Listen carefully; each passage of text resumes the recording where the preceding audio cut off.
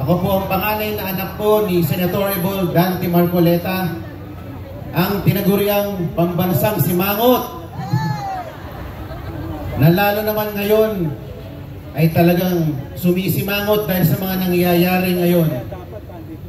Kung siya ganito kalalim ang kunot, mas lalong lumalim ang kunot niya sa noo dahil sa mga pinaggagawa ng administrasyong ito sa ating mahal na Pangulo. Sino po sa inyo dito ang nabudol?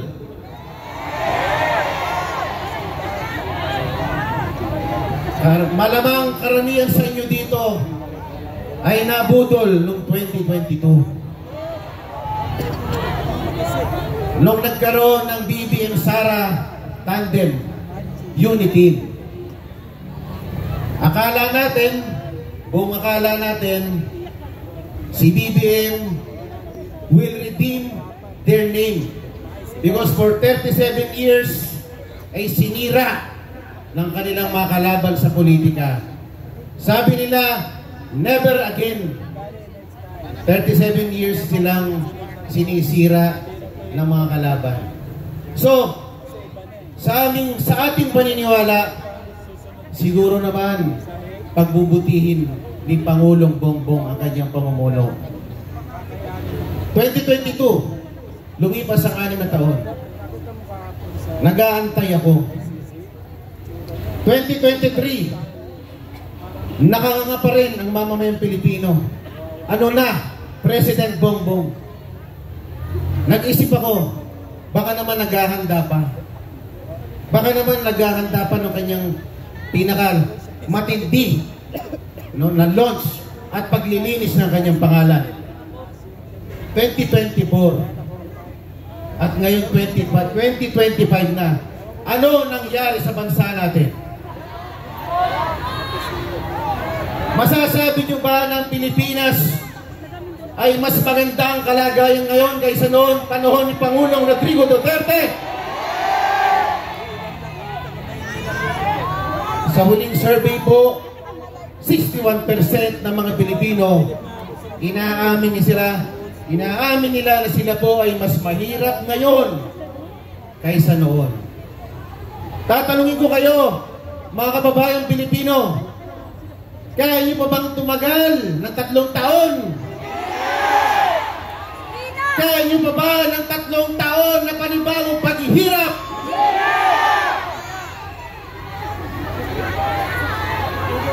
Akala kasi niya, popular siya nung nanalo siya ng 2022.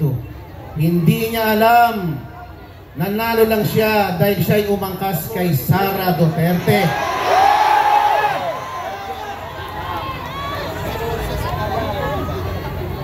Hinihintay natin, ano bang gagawin niya sa bagong Pilipinas? Yung pala, naging mistulang bagoong Pilipinas. Kala ko may gagawin siya para sa ating bansa. Wala naman pala. Mas gusto niya lang palang namamasyal, nanonood ng Formula 1 Grand Prix racing sa iba't ibang bansa. Ano ba naman ito? Ito ba gusto natin na Pangulo? Akala siguro niya, 2022 nga nanalo ko. 37 years nang sinira ang pangalan ko, nanalo pa rin ako. Dadaanin ko lang ito sa magandang marketing at social media. Makakabalik na naman ako. Tama ba yun? Papayag ba tayo mga Pilipino? Madadaan pa sa social media pag nagugutom na ang mga Pilipino? Hindi siguro. Matalino ang mga Pilipino. Okay. Sorry, I'm carried away, Ma'am Hana. Ang sasabihin ko lang po, gaano man kadilim ang panahon ngayon, hindi mananaig ang masama hanggang sa dulo. Sa huli, magtatagumpay ang katwiran at kabutihan. Maniniwala ba kayo na sa dulo ay lalaya din ang ating pinakamamahal na Pangulo ng bansa na si Pangulo Duterte? Ako po, bilang isang simpleng mamamayan, nananawagan po sa mga kawani ng gobyerno, sa mga pulis na nagbabantay sa atin ngayon, at sa mga kasanduluhan ng Pilipinas. Your loyalty belongs to the country and the Constitution. Ipaglaban nyo ang kapakanan ng bayang Pilipinas. Itaguyod nyo ang kapakanan ng mamayang Pilipino. Magandang gabi po sa inyong lahat at maraming salamat po. Maraming salamat, Ginoong Paolo Marcoleta. Sa mga sandaling ito, isa pa sa mga supporter ni Tatay Digong ay mangungusap sa atin. Tawagin na natin si Binibining Kathy Binag.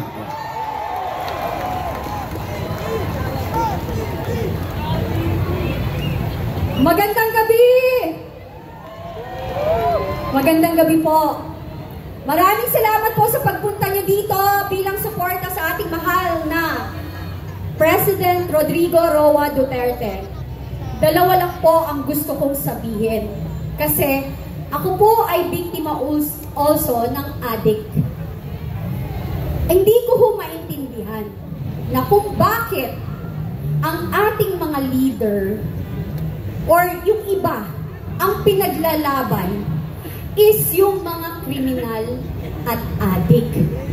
Bakit ho hindi nila ipaglaban din yung mga katulad kong biktima na mga addict? Hindi ko sinasabing ang pagpatay ay tama. Wala hong ganon. Pero sinasabi nilang may due process dapat nung pinili na magkaroon daw ng sinasabi nilang EJK. Bakit ho? Yung hubang 2 taon or 5 taon na naghahasa ng isang drug addict, nagkaroon din huba ng due process? Hindi, di ba? Yung ordinaryong mamamayang Pilipino, estudyante, nag-graduate sa kolehiyo, pinatay ng addict, may due process? Wala, di ba? So kaya kayo dyan, kayo, nang sinasabi nyo, you are after for human rights, tigilan niyo po kami. Kasi kung human rights, mas binibigyan niyo ng pansin yung mga biktimang bata, kababaihan, at mga biktima ng pinapatay ng mga drug addict at nasirang buhay ng mga drug pusher and dealers. Hindi nanginginig ako kasi pag kayo, alam nyo, kapag kayo po ay biktima, hindi nyo alam saan nanggagaling yung galit. Kasi hindi ko maintindihan bakit mas binibigyan ng pansin nila ang mga kriminal. Eto po yan. Nung naging addict po kayo, yung pamilya nyo, kamag-anak nyo, choice nila yan. Yung nagbenta sila ng droga, choice nila yan. Yung naging drug lords and drug dealers sila, choice din nila yan. Pero yung mga naging biktima ng mga yan, ng drug dealers, ng drug addicts, tsaka drug pushers, hindi ho nila choice na maging biktima. So please, tigilan nyo kami.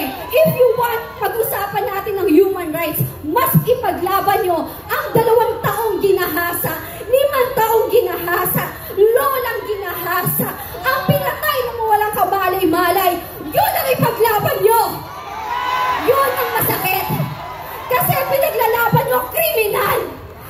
Pinaglalaban yung mga walang kwenta. I'm sorry, hindi ako sorry, not sorry. Kasi napaka-peke. This is not about human rights. This is a political assassination. Kasi kung kampante kayo at talagang confident kayo na ang liderato nyo ay nasa tama at okay, hindi kayo manggigipit ng tao. Alam nyo, ang naaayon na mabuting leader ay hindi magkukos ng gulo. Ang leader na talagang ang malasakit is sa mamamayang Pilipino ay hindi magbibigay ng pasakit. Yun lang po. Maraming salamat. Maraming salamat, Binibining Kathy Binag.